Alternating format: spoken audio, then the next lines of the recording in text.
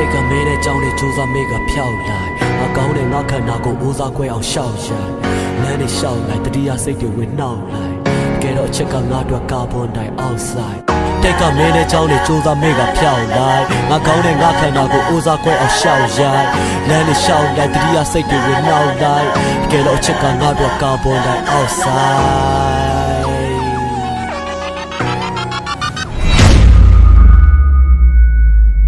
ကျေးဇူးပြုရဲ့ကွာဟိုမင်းငါတဲ့သူပြန်လို့ပေးပါကျေးဇူးပြုရဲ့ကွာဟိုမင်းသူထမ်းနာနဲ့ပူများပေးပါငါနဲ့လို့ပြောခဲ့တဲ့ဒီပန်းလေး